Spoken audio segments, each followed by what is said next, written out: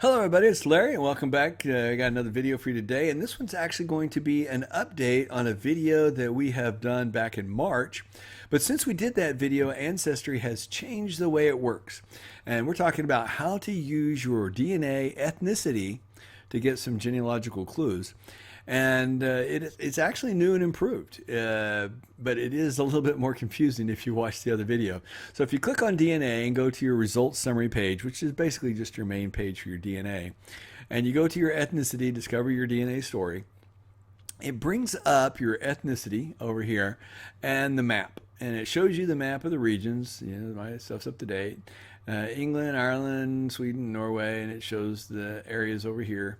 And then it shows here in the U.S. where they migrated to. And it used to be right here, you saw this timeline from 1700 to 1925, and you could click on the year, and it would show you the migrations during that year.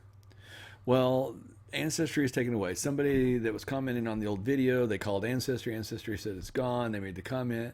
And so I looked up trying to help them. It's not gone. It's just been moved. And they moved it to the communities. So if you have the additional communities, so like here I've got Tennessee and Southern States and Northern Arkansas. I click on that, looky here. There's the timeline from 1700 to 1925. That used to be this horizontal timeline. It's now a vertical timeline.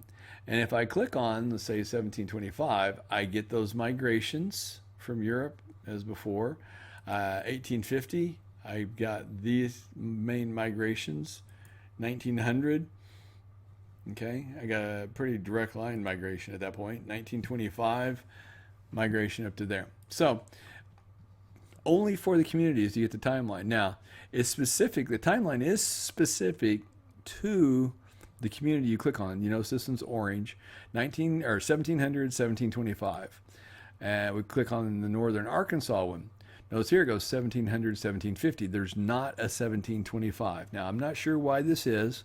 And I haven't heard anything from anybody on why this is. In fact, most people don't even know that this exists.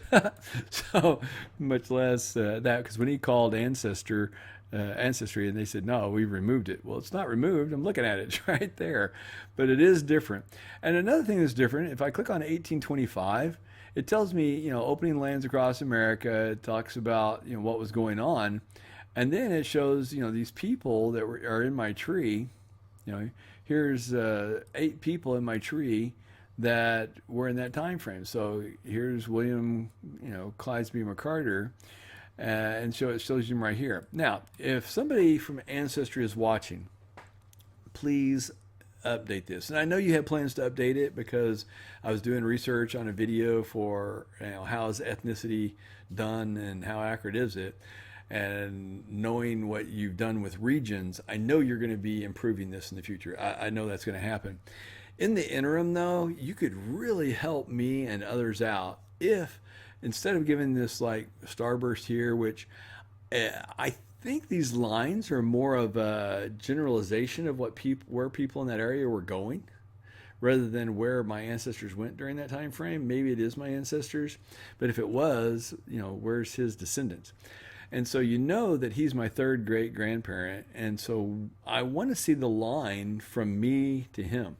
So, you know, a kid, grandkid, great grandkid, 2nd great, you know, and 3rd great, you know, take it over here to Dallas eventually to where I'm at, and, you know, show the steps on that. And what would really, really be nice is to see the starburst of every family unit. So let's say that he had 3 children, and I've got all of his children and grandchildren marked. Let's say one went to Greensboro, and I come up here, and then you see this little starburst for his kids, and here, starburst for the kids, starburst for the kids. And then you see my line. You know, if it was in this starburst, this one would have another line here with the kids starbursted out, and another one with the kids starbursted out. That would, A, be visually attractive to me. B, it would be such a huge help in the genealogical research, because now if I know that all the kids moved over to this one area, you know, and they all died in this one region, I need to be looking somewhere between point A and point B for those interim years. You know, they didn't start here in Charlotte and come down here to Anderson, but spend, you know, 20 years in Little Rock in the meantime. It's possible, highly unlikely. So I'm really looking from here maybe follow the waterways because that was the main travel parts. So they'd be coming this way or this way and over. So it gives me, if they were in Anderson here, they either came around, or came down around the waters and up, because they didn't have the same systems of interstate roads that we have now to get across that. So that's what I want to see. I want to see when I click on that person, I want to see how they connect to me and the starbursts that are already in my file. They're in my JED. I've got the location: York County, South Carolina, Izard County, Arkansas. Maybe I've actually got the town. Maybe I'll only have the state. If it's only the state, just put it to the state. Get that. But I really would like to see that starbursted out. That would be so incredibly helpful. But so it is new and improved. You have to go to the communities, and like I said, if you click on any of the years, it brings you up the people for that year. You click show more, and it'll show you more of the people in that year. So my second great grandmother, she's right here. I really would love to see the lines from her to me. And here is Cache, Monroe County, Arkansas. I should be able to pinpoint right there on Cache.